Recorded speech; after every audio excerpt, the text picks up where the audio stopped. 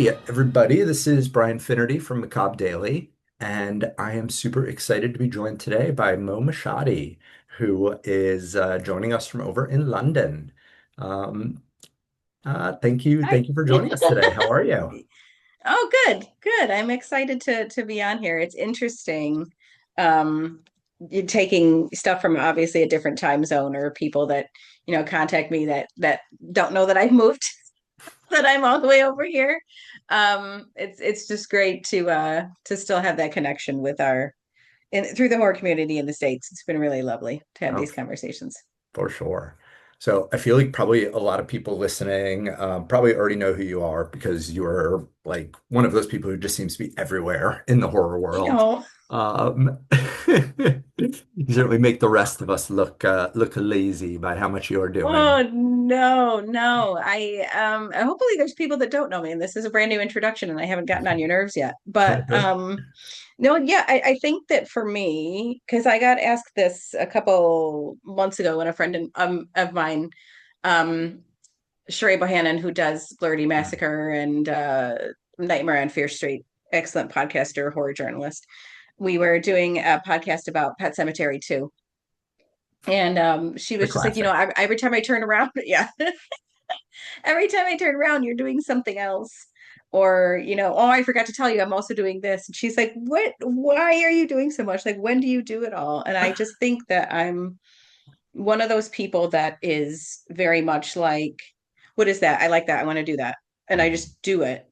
Because I think that there is, especially for women, there is this and we grow some of us grow out of it, some of us don't, and I hope that we all reach a point as women that we get that inkling that we don't have to wait for somebody to call on us to Hmm. do those particular things or to run our own podcasts or to start our own businesses or start our own columns or our blogs or make a film or write a book.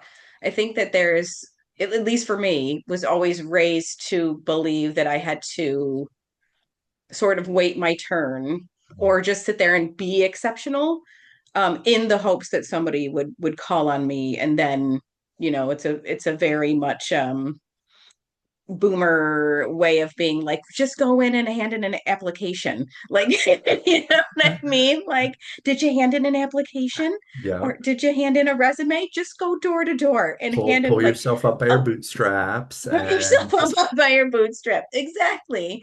So I think I reached a point where I just got really tired of waiting to be called on or losing a writing job mm, or having something rejected, and I just had to sit down with myself. I've come from the screenwriting world, so been screenwriting since about 2016, 2015, 2016, entering contests around like 2017, 2018, and placing pretty high and getting, some decent praise and, but not going anywhere. And I was realizing that, I could just write these stories and just create my own IP and then it's out there. And I don't have to worry about somebody purchasing it, somebody producing it, like just playing the long game about it. And I think for me, um, that was helpful to just kind of do everything and anything that I wanted to.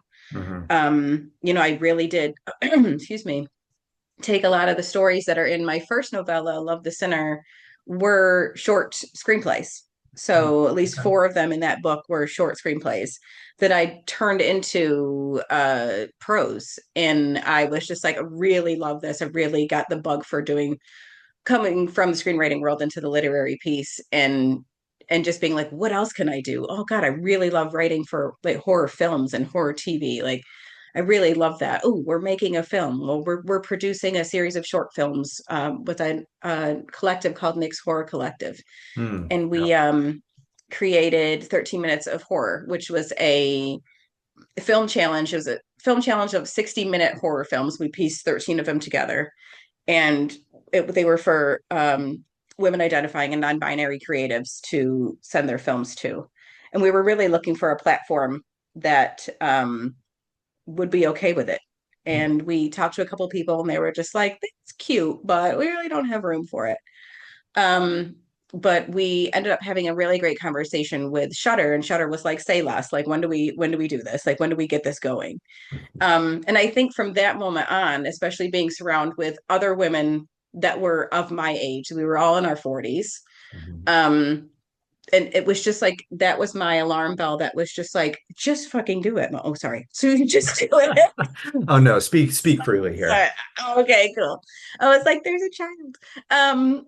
But you just do it. Like just go and do it. Just write the book, make the movie, write the column. And I think for me, especially with NightTide, because I believe so Yeah. strongly Make about the magazine too, right? Because making, that's yeah, the other making, thing you did. huh, yeah, 100%. And creating NightTide, I thought about NightTide. Well, and I say this, and if you have heard of me, and you probably heard this story about 40 times, so I apologize again.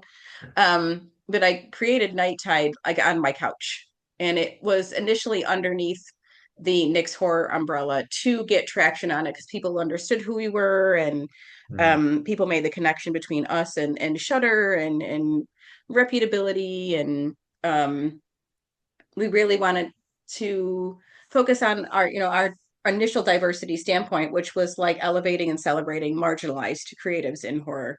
Mhm. And we created that, and then it sort of fell away and ended up with me because we're all busy, we're all creatives, and not everybody could get behind it. And I was just like, I'm going to throw my ass behind this because I truly believe that it doesn't stop at film production. It starts, it keeps going under platforming independent authors, independent filmmakers, talking about independent film, talking about mainstream film, analyzing film from a lecture perspective or an academia perspective, which is my concentration. I'm a why person. Like, why is this movie doing this? And I'm also a cognitive behavioral therapist. So I have a behavioral therapy degree by trade, and marrying that with horror has just been really sensational. So long story short, too late. I really, really, I don't know how to stop doing things, which is a fault and a blessing in the same breath that really inspire me, which is always mental health and horror, cultural identity and horror, women's trauma, women's safety, women violence against women in horror. Mhm. All of that is married into the things that I do and the things that I create. And I'm just really happy that it's resonating with people in the horror community. Yeah, oh, it clearly is. And I mean, as Macabre Daily's resident mental health therapist, Yeah. I love the marriage of those two things. It's incredible. Um, Yeah. can you, because for people watching, they've probably heard of NightTide magazine, but I don't want to assume Yeah. everybody knows exactly what it is. Can you give us the kind of the elevator pitch? I Sure. So, yeah. So NightTide Magazine started in idea-wise 2022, platformed in 2023. NightTide Magazine is a online journal. You can call it an academic journal, you can call it a horror journal, what have you, but it's really there to platform diverse horror perspectives. So creatives and writers of color, LGBTQIA plus community, neurodivergent creatives, those who are battling ageism or feeling like they're aging out of being the quintessential horror fan in the genre, and really looking at horror less of a horror content churn or horror news churn where it's like constantly horror news all day. There's 19 other people that are doing it. You don't need me to do it. So we really like to dive into, horror analysis, really breaking down, um, the pillars and the themes of horror films. We do Sinister Screen, where we talk about, TV film from pre-code era on. We do indie horror spotlights. Author spotlights are my favorite. And, it takes a lot of marketing to be an indie author to Yeah. get your books out there, and every little bit helps. A lot of us aren't top five published authors who have thousands of marketing dollars behind them. So that's been one of my very, very favorite things to do. But again, short log line for NightTide is diverse horror journalism that Mm. dives deeper than constant horror news. Yes, it's a fantastic site, and anybody watching this should definitely be checking it out. I'm of course very biased to it. I should have mentioned this before we recorded, so I'm not like putting you on the spot That accidentally. was fine. But before I kind of found my home at Macabre, you actually published two of my articles. Yeah. So it was one of the first places where I actually got a chance to put some of my writing online. So I Oh, love you yes, for I that. remember very, very well. And that's something that that's so special, Brian. Thank you. And I love hearing stories like that. And it was something that I put up today that I had already, had the idea of putting up today because it is Martin Luther King Jr. Day. Hmm. And we are in the era. I mean, we do a segment in the magazine every year called the horror evolution will be colorized, which is to demonstrate the resonance of Black horror cinema in the horror culture. And it's written by people who are celebrating Black horror cinema, people who are from the sect of Black horror cinema. So we do that every year. It's just a compendium of the things that we're hoping to, as the years go on, eventually make a print version of it, which is my end goal idea. But I think that we are in a spot now, a time frame, we're in that sweet spot where everybody is doing a diversity call, right? Yeah. Everybody is looking for Black writers to do this. And it's not to a fault of anybody. We should be doing that all the time. February is very special. Yes, it's Black History Month. But it's, But with a big we're but, just, right? yeah, we're just in that spot of where we're starting to kind of collect Black writers. And and even outside that, people that have found their home or their first byline or their first, real, this is, and I've had someone say to me, this is the first time I actually really thought about a movie this way. And thank you for letting my brain go there. Hmm. Is so special to me as an editor, as a founder. Like, that's the shit we need to be doing. That is the passion we need to be fostering. We don't need to be like, okay, send me 10 links of what you used to do or where you've written before. And it's like, and sometimes people don't have that. Some people just have the bug and really want to write about horror, or they want to write about it from a different perspective. Like you yourself, you really like to marry mental health and horror, and they're so intertwined. It's really difficult to pull those two apart, Yes. because it just affects every film that we're looking at, the before and the aftermath of it all. But yeah, that's a really special thing to hear, Brian. So I really appreciate people letting me know, like, oh, you were the first place that I got to talk about this. And I've been like that for a lot of other people. Like I've written things for Origins. I've done things for Ghouls Magazine. I've done things for Mm. Fangoria and Dread Central, and those things inspire you to be like, oh my God, I can create a platform Yeah. where there's other things going on, and this is what and I love that. Like, I am not in the space to compete amongst that. Like I said, there's so much depth and things out there that are horror-esque, and the countless subgenres. There's a place for everyone at the horror Yes. table. And so exciting to see that just expand and expand and expand. And if something like NightTide can become a part of that, where people associate it with, diversity, or being a welcome, platform where you can put your first pieces, or really just kind of dive into being like, hey, this is what I think I kind of like writing this, and I'm gonna go and do that. Go do that, like, please. Let's go and do that. Give me more stuff to read. Be inspired Because by you. Go and make it. yeah, Um, yeah, I mean, isn't that what they tell us all the time? You want it, make it yourself. Okay, finished, done, I'll do it, thank you. you're talking about like giving other people kind of the first chance to put their stuff out there, and people mentioning like, oh my God, I never thought about horror in that way. I didn't realize you could think about that. I'm kind of curious, maybe like when that began for you. Do you recall, most of us started off as just fans of horror. We just loved the Oh, movies. for sure. When, if you can remember, did you start thinking, oh gosh, this is actually maybe deeper than just a fun movie?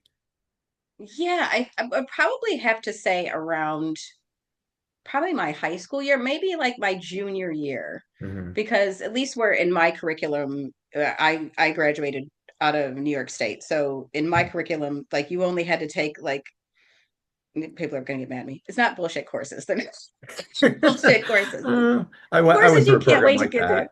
There's some Yeah, like bullshit courses. yeah, you get bullshit courses. But it was like you only had to take like 2 or 3 years of math. You only had to take 2 or 3 years of science, and then you can move on to like stuff like film, like law and government, economic. Like you can move into real life shit. And Mhm.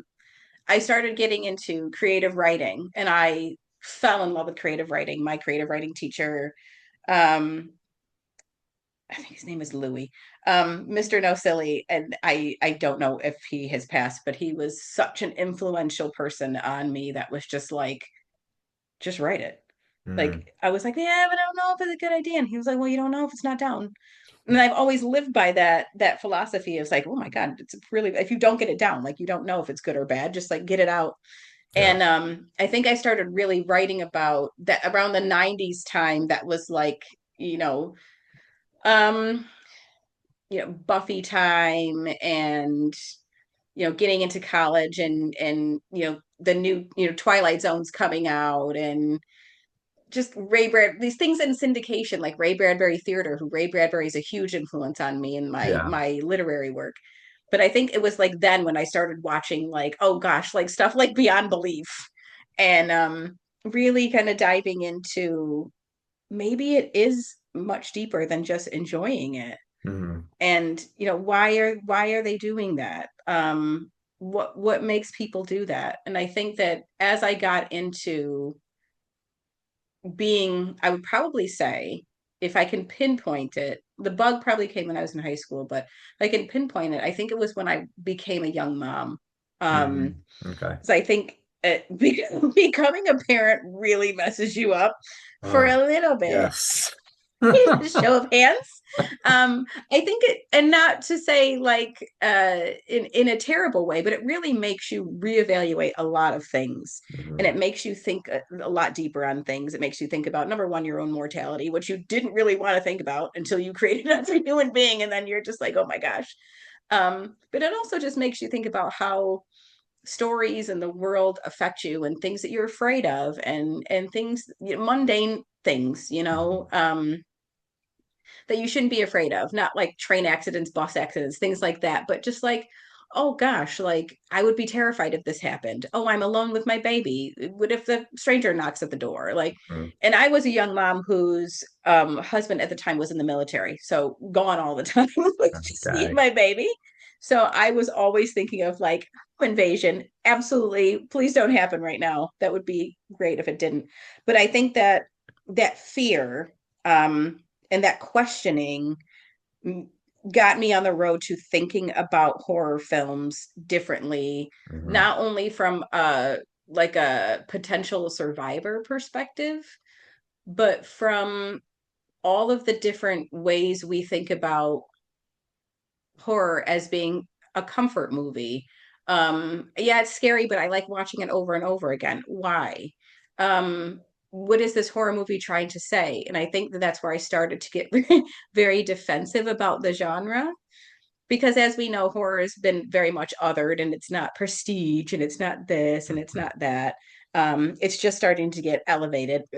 I hate that term. I absolutely hate that term.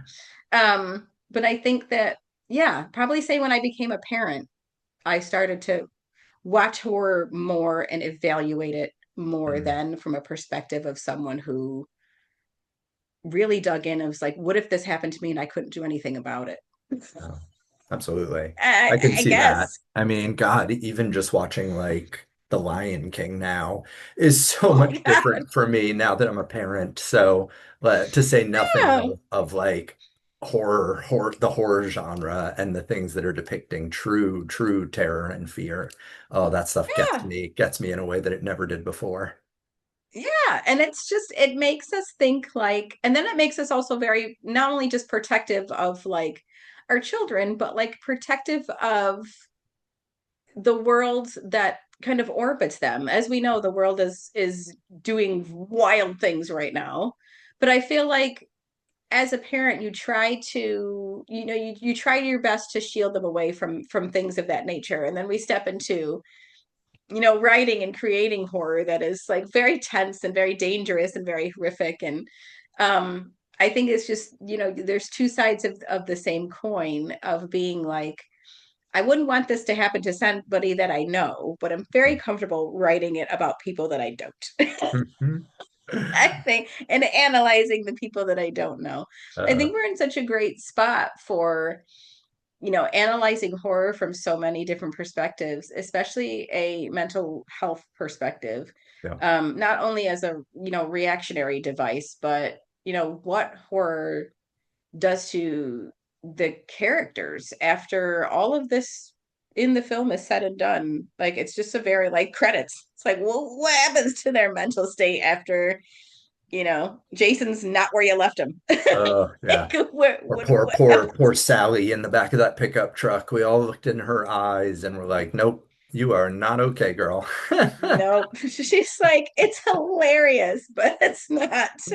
Yeah, and I think that yeah, I really love the analyzation angle that NightTide takes, and I think it's just because that's the way I really wanted to look at horror, and I'm really glad that people are jumping on Mhm. that ship with us.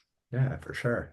So, I mean, speaking of analyzing horror, one of the, you've done so many cool things. I could talk to you about any of them, but obviously the reason I originally reached out to you was something new that you're starting at Night Tide called the Shadow Curriculum.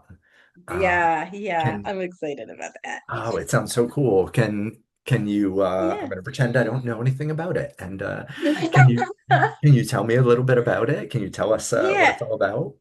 yeah, so I started the shadow syllabus. I'm a lecturer. I do intercollegiate lecturing. So I do it Mm, for collegiate programs. I've done it for StokerCon, which is basically like the horror Oscars.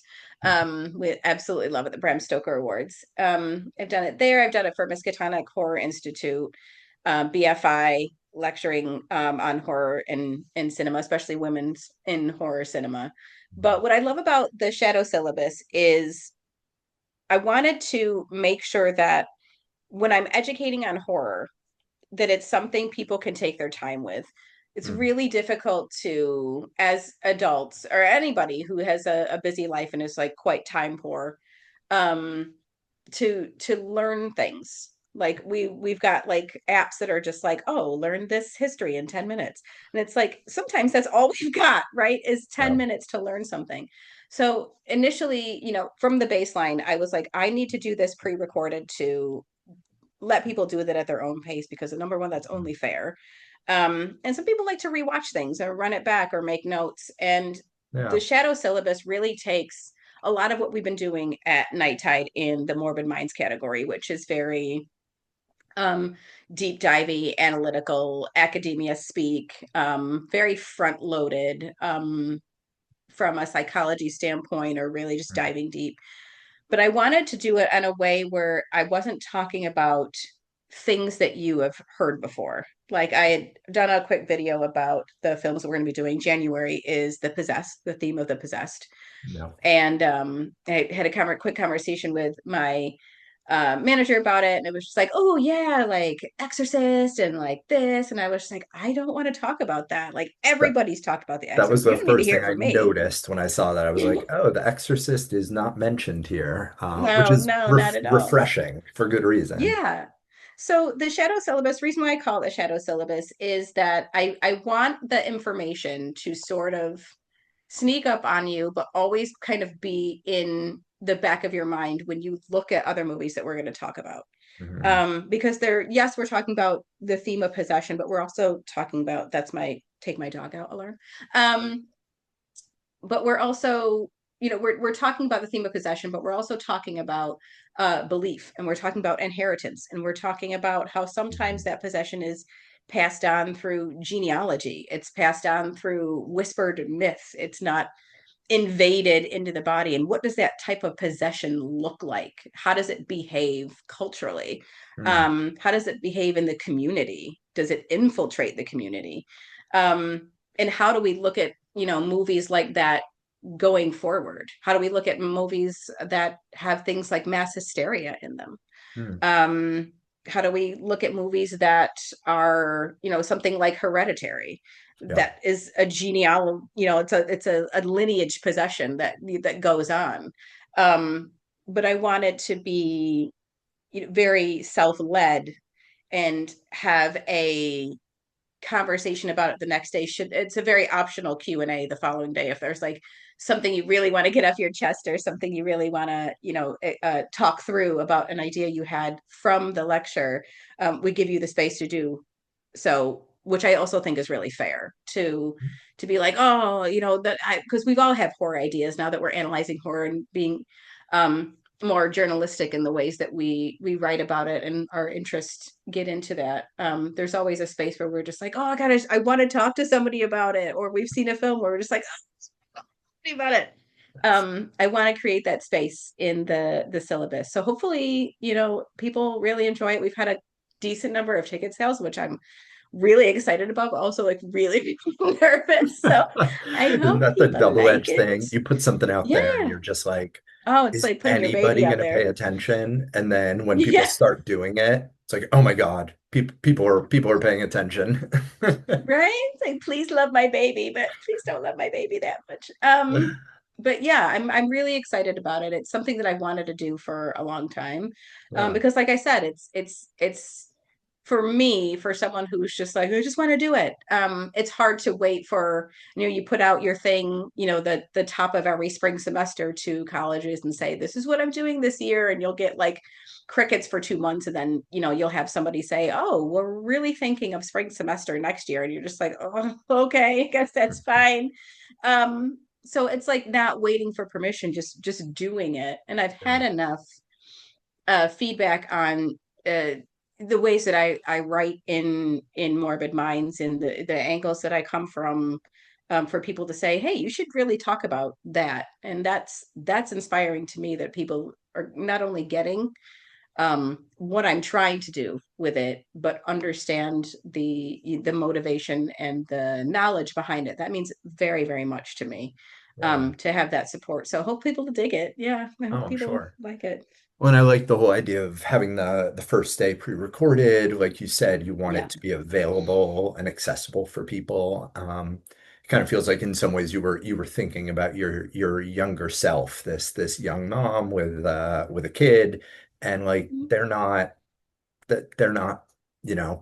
sitting their kid in the other room and sitting down for 8 hours of lectures, right? Like they need to 100%. be able to sit down for 10 minutes while the kid is napping, or pull something up for a few minutes while they're doing laundry at the same time. And I Yeah. think I think most of us can relate to that. So, Yeah. And that's a huge piece of it, is that, especially, and I also wanted to be cognizant of everybody's learning style. mm, Because some people are not a fan of like very front loaded text or audio, and they get their thoughts jumbled, or you can't go back to a space if it's a live lecture. mhm. Sometimes all of the materials aren't given to you, so you're like, I know I saw a slide that I liked and I had a question. I just want it to be as self-led as people need it to be, for learning style, for time zone, for capability in their life. It's just, that's important to me, because learning should be across the board, as diverse as the horror we're trying to make. Oh yeah, yeah. And like not everybody has access to like master's programs or PhD programs to study this Yeah, kind of stuff and talk about this yeah. kind of stuff. But Not everybody's going to film school. I know I didn't. yes, for sure. I mean, like, I'm privileged enough to have gotten some higher education, but like, none of it was Hmm. related to film. And Yeah. I know that that's something even like I struggle with, a little bit of imposter syndrome about, do I All even the have the time. right to be thinking about movies this way and talking about movies this way? Because I didn't Yes. study it. But the kinds of stuff that you're putting out will hopefully help people feel more confident to have Yeah. strong opinions. And that's the hope, and my end game is to have people think of film um in a fun way, in a different way, in a in-depth way that doesn't feel, and not to say that film school feels pretentious, but I feel like some people are very intimidated by Mhm. that, because it comes with a lot of uh credentials that you might feel that you might not need in daily life, or it asks a lot of you if you don't have a career path in mind. If you really just enjoy film, I think it's a little bit overwhelming for folks to do that. But having something and small, like, bite-sized classes. This class is only about an hour 40 or 35 minutes. Mhm. The lecture is. So it's broken into five parts, but they're all like really bite-sized. But I think that, yeah, hopefully it gives people a way to open the door to exploring horror more and feeling confident to talk about it, to write their own articles, to write their own think pieces, to start a letterboxed account, to you know try for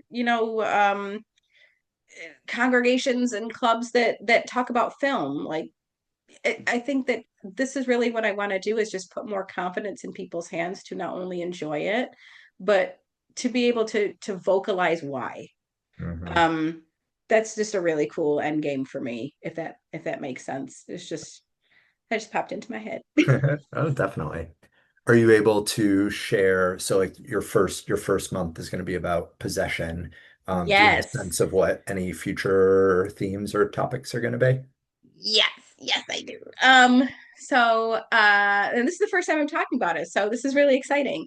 So what I wanted to talk about in February, and I hope it goes over well, is dream states. Okay. And how, obviously people are just like, oh, well, you're going to talk about Nightmare on Elm Street. And actually, I'm not going to talk about Nightmare on Elm Street, and that's where I get to. But I want to talk about how dreams and nightmares and psychosis, those types of films, where we have like unreliable narrators and things of that, and what is really true, what is the reality of what's going on. So it's nightmare and dreamscape and psychosis. I haven't quite titled it yet, but those are the four films that we're going for. And I Nice. can't disclose those films yet because that is a surprise.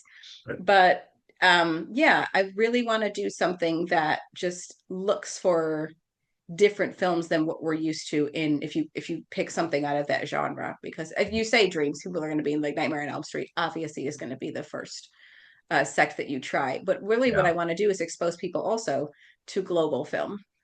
Yes. Because I think that's so essential, that we're looking at not just English language film.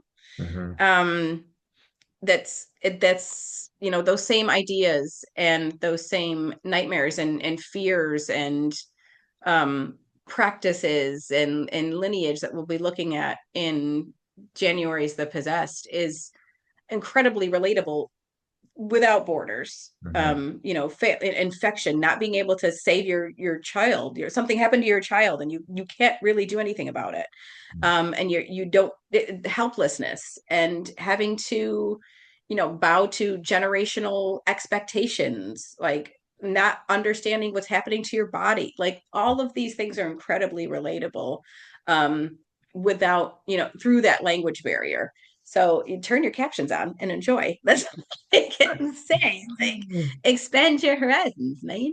Oh God, I I'm can't. excited about that. Not to call anybody out, but I can't stand when people say, "Oh, I won't watch anything with subtitles." It's like, Oh, interrogate that a little bit, please. Like, we can't just I let have that sit. ADHD, so it's hard for me to not watch films with subtitles. So, Uh, bless you, I guess. I'm getting old. I just started turning on subtitles for everything I watch because apparently I'm losing my hearing. So Do you squint? Do you lean towards the TV and squint when you're like trying to? these So glasses, these are only a embarrassing. year or two old for me. So Oh I had no. 20/20 vision until I hit 40. It just all falls apart like dust in the wind. I'm telling you. I got glasses 2 years ago and I'm already like, these aren't working. My husband's like, do you realize how dark it is in here? Like, maybe that's the problem. I'm like, oh, couldn't be. What do you mean? We're, Yeah, I we're, do we're like it horror kind of fans. dark. We like it dark. I like it cozy. Like, he's like, turn on a lamp. That's probably why you're blind. I gotta give it to him. He's probably right. He's probably right. But no, yeah, hopefully the shadow syllabus resonates with a lot of folks. And I have a year's worth of curriculum planned softly past May. But yeah, I'm really just hoping that it just gives people it's just really fun to talk about horror films. Oh yeah. I mean, at the end of the day, I don't, and I never want people to feel like, oh, this is going to be really like lectury and burdensome, and I'm not going to understand it. It's so conversational, and it's very um easily adapted to, the conversations we have already about horror and the way that we think about it. So yeah, I never want anybody to be intimidated about the shadow syllabus at all. It's a Yeah. really, really comfortable space that I'm Well, I hoping think I've built correctly. yeah, and hopefully that's one of the benefits of getting to like talk to you on video and people can hear Yeah. and see you because I mean you are not boring. There's nothing intimidating about you, and I Thanks. think that's hopefully people see that and you're a very approachable Yeah, person. I Um, hope. yeah. I I Yeah. know one of the things that has come up a bunch of times and it just seems like it's not specific to the shadow syllabus, but it's just woven all through your work Mm, is obviously the theme of inclusion and mm, including it seems like particularly female voices, voices of color. Um, mm. it's such a boring question, but can I ask like when when did you maybe first realize that that was an issue in the horror world, or when did Oh, that come really to your early on. attention? Yeah. Really early on. I think that when I started in earnest, really going for horror as like the genre I set myself to work in.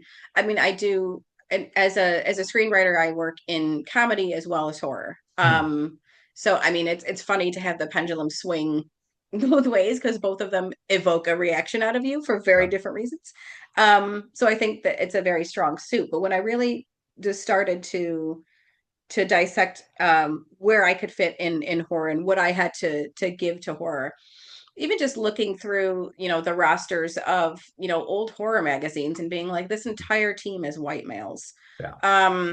Or this entire team doesn't have any women of color in it, or women, or and you can just kind of see that. And I had a conversation with a friend of mine about uh she and I were walking into I can't even remember. I think it must have been Saw or Okay. something, and the first initial film Saw, and we walked out, and I had persuaded her to see it. She was not a horror fan, but there's me who is in my khaki trench coat and my jeans and my Converse, and I'm, in there, and then she's in there with like hot pink hair and like a couple piercings in her face and tattoos, and we Stand went out out just a little. drinking. Yeah, and went out, and she's absolutely gorgeous. I adore her. And we went out drinking. After that, we just went to the bar and we had like a drink or two to, I guess, take the edge off because Saul was something else. And then, but we were having conversation. Then we ended up having a conversation with these two people in the adjacent table about the film, and she was like, "Oh, she dragged me to it," and someone had said to her, "Oh, really? Like, you look like more of a horror fan than she does."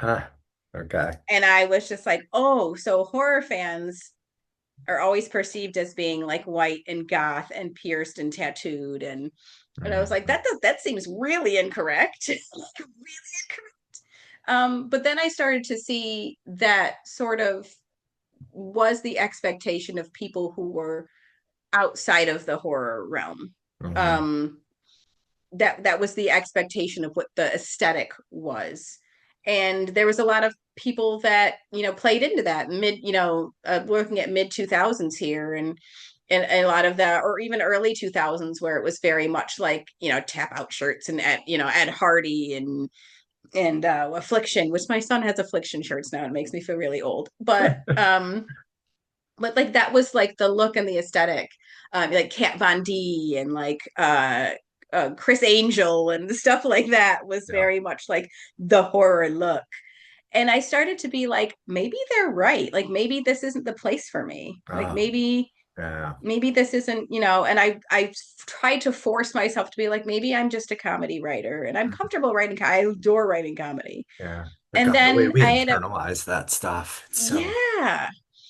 And I think that was when I realized that I took it, yeah, like you said, I took it very internally and just kind of pushed it away.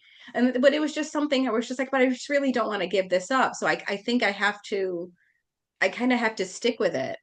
Um, and what really got me was that people were sort of, even people that I knew and people that I talked to about what my like dreams and goals were in the horror genre, what I wanted for my work. Um, we're kind of giving off that air where it's just like not something that people are used to hearing from people of color, Hmm. like, oh, there's not a lot of black films out there, there's not a lot of this, there's not a lot of that. And I think the explosion of like Jordan Peele and Get Out, or Yeah. even the explosion of like Blade, and like you can't deny that these conversations are happening, like that there is black horror cinema out there, it's been there for forever. Yeah. Why aren't people of color writing about it? Where are they? They're out there, you're not hiring them, you're not asking them to give their perspective, you're not reaching out and actively seeking their perspective out. You're sort of writing around them, Yeah. and it just sort And of not really to became not to let us off the hook, why aren't the white people writing about it either? Like we're just right, ignoring it. exactly. You can, it's okay. But I think that started me on the journey of being like, as someone who is biracial, I'm an Afro-Latina, my mother is Mexican heritage, my father is Black American, Irish, and Seminole Indian, so I'm amalgamation of a lot of things. But um for me, it's just having living a life where that there is exclusion in most of the things you're going to do, or most of the things you want to do.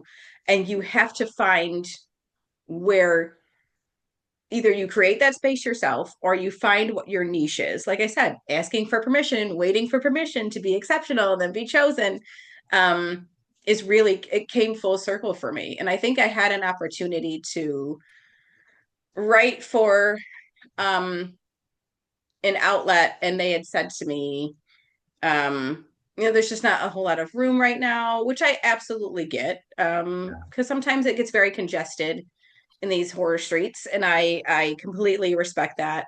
And then 2 weeks later, there was like three people that were hired on.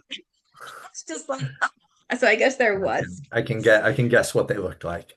I guess, but yeah, if you have to ask, yes, they were. Um, but I think that that just kind of took a hit to my self-esteem of being like, I'm a big girl enough. I'm big enough for you to say to me, there's just not room for you and Mhm. your work. Like I would have taken that on the chin. Would I have been pissed about it? Absolutely. Would I have complained to somebody who didn't really care? Absolutely. But I think that, I could have taken that on the chin and dealt with it and been like, okay, well, that's just not the space for me. But I think because the conversation that just didn't happen, and then that other thing just populated like sort of in Mhm. front of my face, it made me really, it made me angry at first, and then it just made me sad because I was just like, I feel like this happens to a lot of us, or writers of color in this particular space, even Mhm. in the entertainment space, where the voice is kind of like, well, we'll hire you to be the black voice, but beyond that, like if you're not writing about race, films, and trauma, like what else are you going to do? um and I spoken about that on a podcast you probably listened to Bloody with Sheree and Massacre. I. Yeah, Oh, I yeah, I love had a that lot to say. episode, and everybody should seek that episode out where you talk to Sheree in Zero Gravity because Oh, you said everything that needs to be said. I had a And lot to say that day. I was salty. well, honestly, if I can say this, like one of the things I loved about it and loved about all three of you is that you like give yourself permission not to have to be nice about it. Like, because there's Yeah. this, I think, bullshit thing that happens with any marginalized community where we're like, okay, you can advocate for yourself, but don't be too much, right? Don't make people uncomfortable. Yep. Don't You got to curse, don't tone raise your police. voice, don't actually Mm-hmm. call anyone out by name. Uh, Mm-hmm. and I loved that, especially in that conversation, because I think they obviously curate such a safe and powerful Oh, space they're that all three of you were just incredible. like, nope, we're just saying everything that needs to be said. We're talking about it. And I think that that conversation was so necessary, because it was around this time last year that we were having it. Mhm. And those two are absolutely just two incredible women who really, number one, know their horror. Mm. They're incredibly smart, incredibly well versed on nuance and theme and cinematography and emotional and cultural resonance of the films that they watch. And they're very just not over careful with their language, but they're so appreciative of film in the genre period that Yeah. it just creates that space that is quite open and accessible and inclusive. But I think for that conversation and to add to an answer to the question that you posed was, I think it takes a moment for us to be quietly dismissed Mm. is where we realize that it's okay to state that there is a problem, Yes. and it's okay to state that there's things we need to fix. Um, and I'm okay with, being very vocal about, our first year of NightTide, at least our first 3 months of NightTide, I was just like diversity in horror and diversity in horror magazine. 70% of our writers were white. So I mean, we're getting there, and we all made mistakes. I mean, but I had to reevaluate that as Yeah. NightTide and being like, okay, what else can I do? Can I talk to people that I don't fucking know? Can I put out calls? Can I, reach other, marginalized communities? What can Hmm. I do to create that space and that home? Um, and I hopefully I've done that. I mean, the work continues every day, Oh but yeah. I think as a person of color, you realize very early on the moments of dismissiveness where nobody seems to call out that dismissiveness. Yeah. You notice where either you don't belong, or you're made to feel like you don't belong. um and then you have to either resolve it yourself by, creating it yourself, or make yourself indispensable in a way that gets you noticed and maybe gets you the work, but it's not sustainable work because, like I said, you might be hired to be the black voice, but they're only allowing you to write about this section of things. Yeah. And then, I mean, they're not going to have you cover like bridges in Madison County or something. They're not going to have you do that. You can only write about black trauma, and that's Yeah. it. That new um Saw movie coming out. Oh, sorry, there's no black characters. Can't get you into that screening. No, sorry. Ooh, yeah, but that's what happens. That's what happens. And that was yeah, and that was the conversation I had with some woman who does not even follow me on Instagram, mind you. Who was just like, "Well, I'm following your diversity slides, and I just feel like I'm a little confused because you just did a premiere."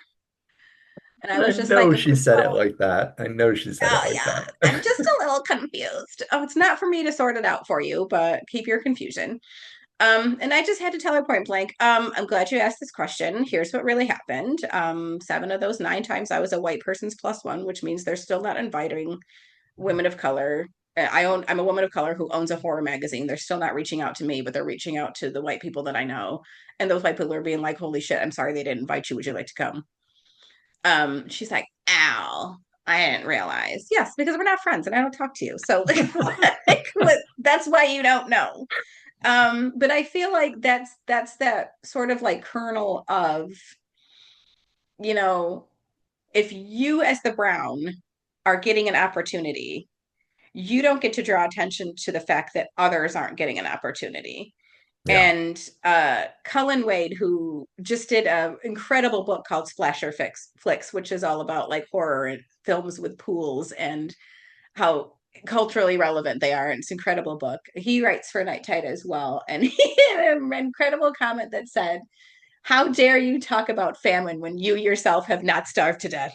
And I was just like, that's it. That is it. That is like, but that's the movement that continues, is just really trying to make sure that, and I feel like there's a lot of people that mean well, um, Yeah. that are inclusive spaces.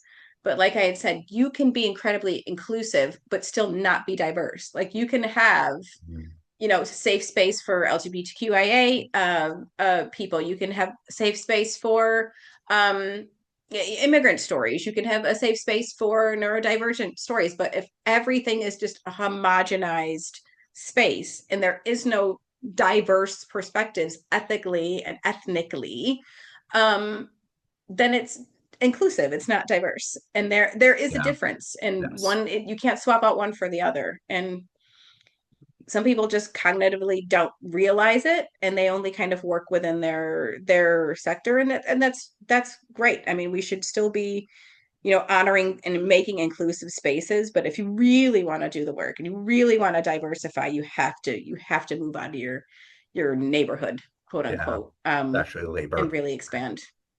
And yeah, and I'm glad that people like you were talking about it and doing the work, and hopefully just to acknowledge the elephant in the room, like people who look like me will hopefully listen and start doing the work ourselves.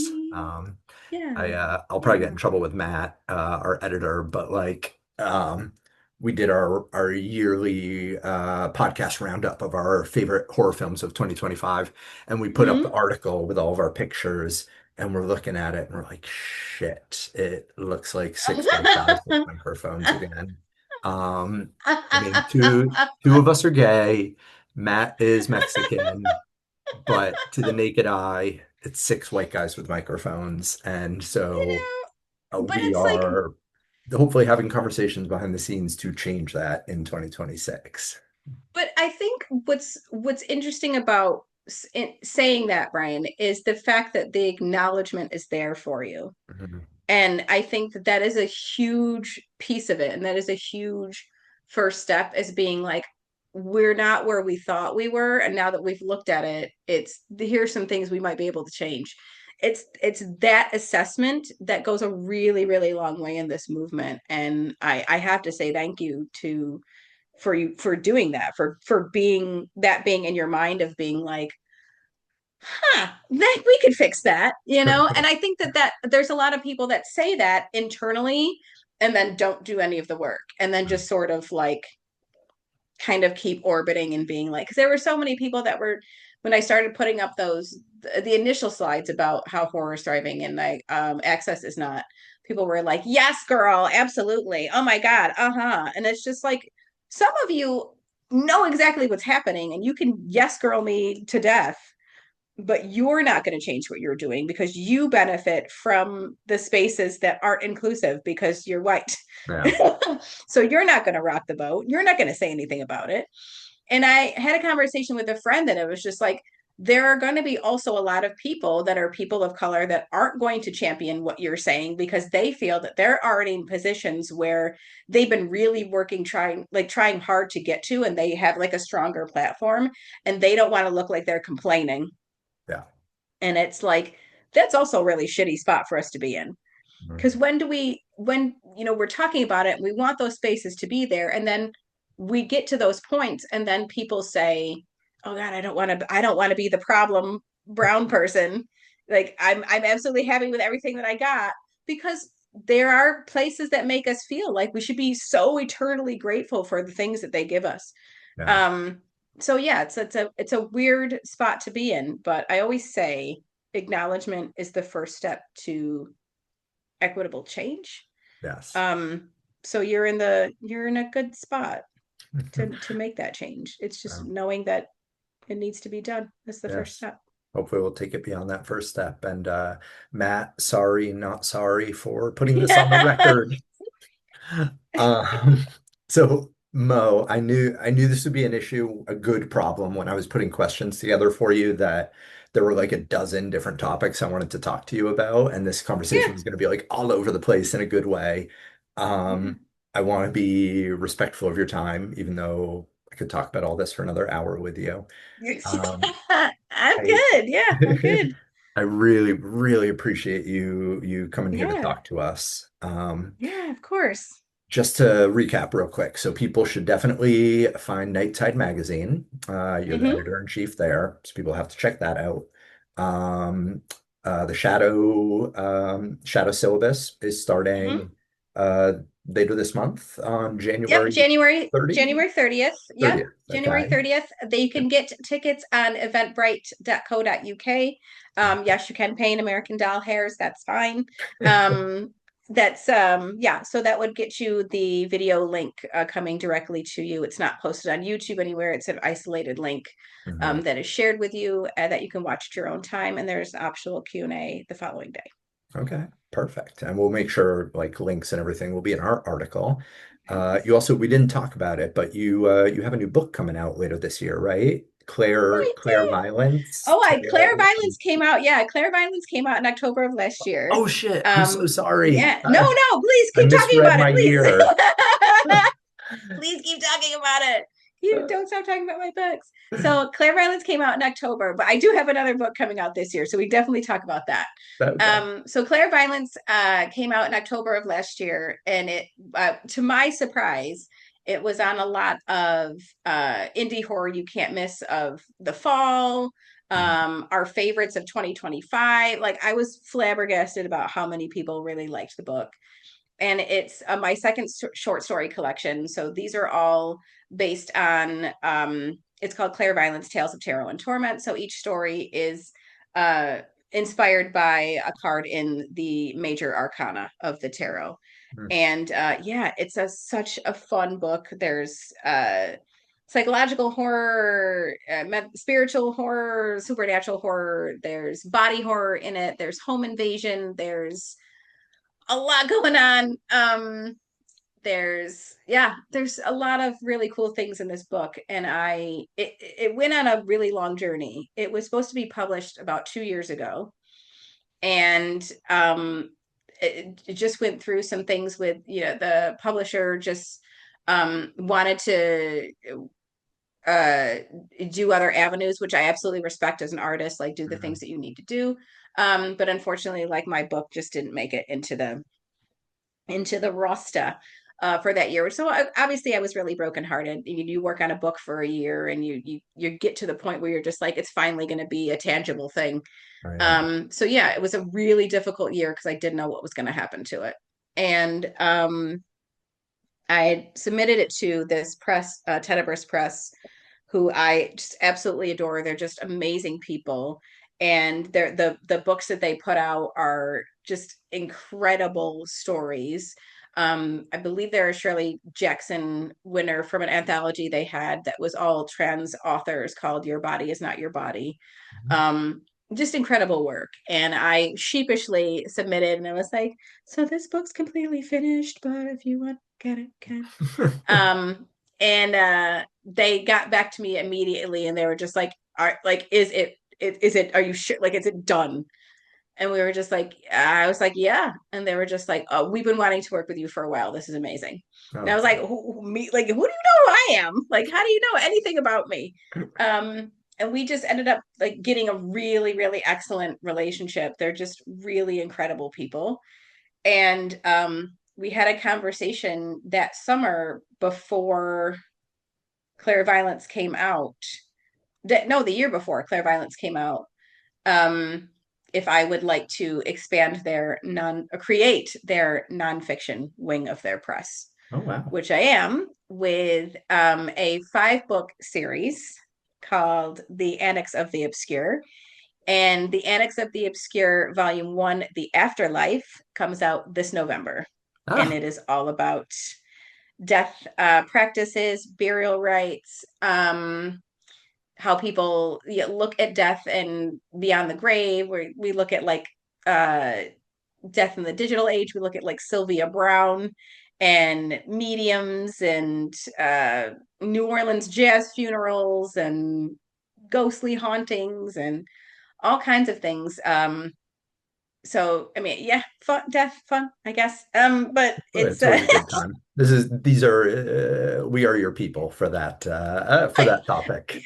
it was such a interesting year to spend just looking at how globally we think of the finality of it, or Mhm. lack thereof, in some spaces, like it never ends. Or we look at the spiritual horror side or supernatural horror side of things. But yeah, that'll be coming out in November, which is really, really cool. It's so nerve-wracking because it's nonfiction, man. Like you got to get it right. And um you want to be really relatable with it. Like it's not like preachy. Mm, It's very much my personality. There's a lot of like jokes in it. There's a lot of like levity to it. Which I think we have to. We're talking about like death and dying and grief and not being able to go to people's funerals during COVID. mm.